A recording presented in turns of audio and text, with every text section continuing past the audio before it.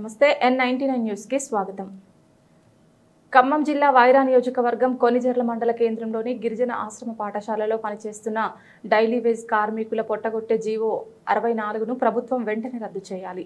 Daily wage కార్మికులను permanent చేయాలి. సమ్మెలో ఉన్న కార్మికులకు మద్దతు తెలిపిన సిపిఎం పార్టీ వైరా డివిజన్ కార్యదర్శి బుక్య వీరభద్రం మాట్లాడుతూ జీవో 64ను ప్రభుత్వం వెంటనే రద్దు చేయాలి.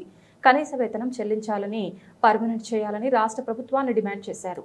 ఈ కార్యక్రమంలో జిల్లా కమిటీ సభ్యులు తాళ్లపల్లి కృష్ణ, అన్నవరపు వెంకటేశ్వర్లు, వై మాధవరెడ్డి, అమరనేని కృష్ణ, కార్మికులు తదితరులు పాల్గొన్నారు. కార్మికుల సమస్యని రద్దు చేయాలి. జీవో 64ను రద్దు చేయాలి. జీవో 64ను ఇవ్వాలి. కనీస వేతనం 26,000 రూపాయలు పర్మనెంట్ చేయాలి.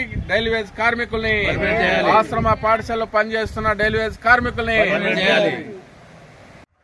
ఈరోజు కొనిజర్ల సమ్మె చేస్తున్న శిబిరం దగ్గరికి వచ్చి సందర్శించడం జరిగింది.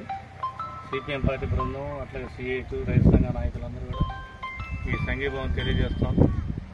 ముఖ్యంగా రేవంత్ రెడ్డి గారి పరిపాలన ఎట్లా ఉందంటే, కొండ నాలుగు మందేస్తే ఉన్న నాలుగు ఊడినట్టుగా ఆయన పెంచిన జీతం, కనీస వేతన చట్టం ప్రకారం, అట్లాగే నిత్యావసరాలు పెరిగిన కారణంగా వాళ్ళ వేతనాలు పెంచాల్సింది పోయి ఉన్న దాంట్లోనే సగానికి కుదించటం, అంటే కాకులు కొట్టి గదలు పెట్టే విధంగా మన ముఖ్యమంత్రి పరిపాలన ఉంది. ఏదైతే అసెంబ్లీ సమావేశాలు జరుగుతూ ఉన్నాయో దాంట్లో వీళ్ళందరినీ రెగ్యులర్గా చేసే వాళ్ళందరినీ కూడా రెగ్యులర్తో పాటు జీతాన్ని, కనీస వేతన చట్టం 25,000 రూపాయలు ఇవ్వాలని సుప్రీంకోర్టు తీర్పిచ్చింది. ఆ ప్రకారంగా వీరి వేతనాలు అంటే సంవత్సరం పెంచేది పోయి తగ్గించే విధంగా ఉంది. అట్లా కాకుండా వీరి ఎప్పుడైతే పాత పద్ధతిలో వీళ్ళ జీతం ఇవ్వాలి, అట్లా ఇవ్వని పక్షంలో రేపు రాబోయే కాలంలో పెద్ద ఎత్తున రాష్ట్ర వ్యాప్తంగా ఉద్యమాలు చేస్తారు. వాళ్ళందరికీ కూడా సిపిఎం పార్టీ, అనేక ప్రజా సంఘాలు వీళ్ళందరూ కూడా మద్దతు కూడగడతాం.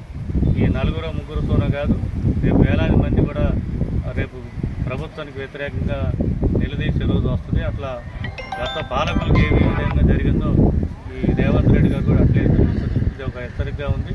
వీళ్ళు 3-4 రోజులు సమ్మె చేస్తాం. తక్షణమే వీళ్ళని చర్చలకు పిలిచి వీళ్ళ వేతనాలు పాత పద్ధతులు ఇవ్వాలని చెప్పి సిపిఎం పార్టీ తరఫున డిమాండ్ చేస్తాం.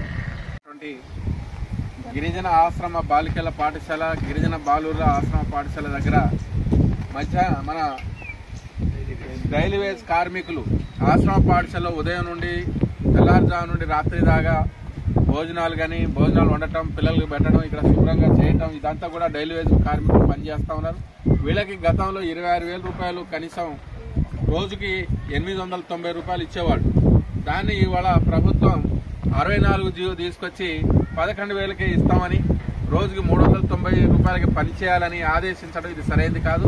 గిరిజన సంక్షేమ శాఖ కమిషనర్ గారైనా, ప్రిన్సిపల్ సెక్రటరీ గారైనా, జిల్లా కలెక్టర్ గారైనా, గిరిజన శాఖ చూస్తున్న అధికారులతో పాటు ఇవాళ గిరిజన శాఖ నిర్వహిస్తున్నటువంటి ముఖ్యమంత్రి రేవంత్ రెడ్డి గారి దగ్గరే గిరిజన శాఖ ఉంది.